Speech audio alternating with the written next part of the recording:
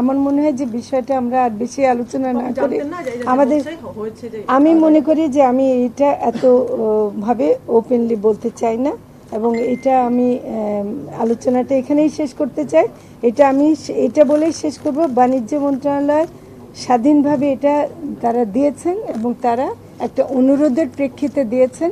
দুর্গাপূজা, ভারতে দুর্গাপূজা উপলক্ষে বিশেষ অনুরোধ ছিল, সেই অনুযায়ী তারা করেছেন, সেটা তাদেরকে আমি তো জোর করতে পারি না। হ্যাঁ, ঠিক আছে, আমি আর কিছু কথা বলতে চাই।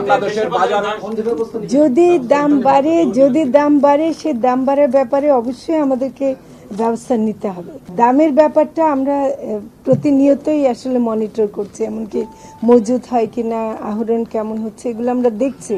এখন দেখেন, একটা সরকার যখন নাকি এক একটা মন্ত্রণালয় থেকে বিভিন্ন কারণে তারা সেই মন্ত্রণালয় সিদ্ধান্ত নিতেই পারে, সেটার জন্য আমাদের কাজে যদি আমরা কোনো অবহেলা করে থাকি বা আমাদের কাজের জন্য যদি দেশের কোনো ক্ষতি হয় বা জনগণ না পায়, সেটার দায়িত্ব নেব আমরা অবশ্যই। মানে রপ্তানি বন্ধের জন্য না, রপ্তানি বন্ধের তো দায়িত্ব আমার না, বুঝছেন। আমি আহ্বান জানাতে পারি, কিন্তু আমি বন্ধ করতে পারি না, বুঝছেন। আমি আগে জানিয়ে ফেলেছি যা, কিন্তু এখন ওরা বলছে দুর্গাপূজাকে কেন্দ্র করে তারা বিশেষ যে অনুরোধ পেয়েছে সেই অনুযায়ী যদি তারা করে থাকে, সেটা তো আমি জোর করে কিছু করতে পারবো না। এইটা আপনারা বাণিজ্য মন্ত্রণালয়কে গিয়ে বলেন, দয়া করে আপনারা বাণিজ্য মন্ত্রণালয়ের সাথে কথা বলেন। এটা মৎস্য তো কিন্তু শোনেন, মাছ আমার, কিন্তু মাছ আমাদের অন্যান্য পণ্য যেগুলি রপ্তানি হয় সেগুলো কি সব বাণিজ্য মন্ত্রণালয় উৎপাদন করে?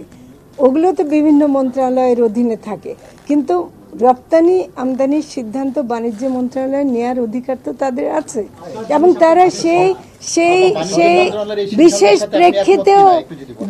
প্রেক্ষিতেও আর একটা কথা পরিষ্কার করি, পূজার সাথে আমাদের যারা হিন্দু ভাই বোনরা আছেন তাদের সাথে কথা বলছে, দেখেছি ধর্মীয়ভাবে ইলিশের সাথে পূজার কোনো সম্পর্ক আছে কিনা সেটা আমি শুনেছি নাই।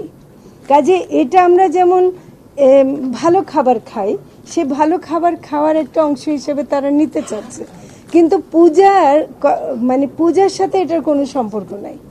তো এটা পরিষ্কার করা দরকার। অনেক সময় মনে হবে যে আমরা খুব নিষ্ঠুরভাবে একটা ধর্মীয় অনুষ্ঠানকে ক্ষতিগ্রস্ত করছে, তা কিন্তু না।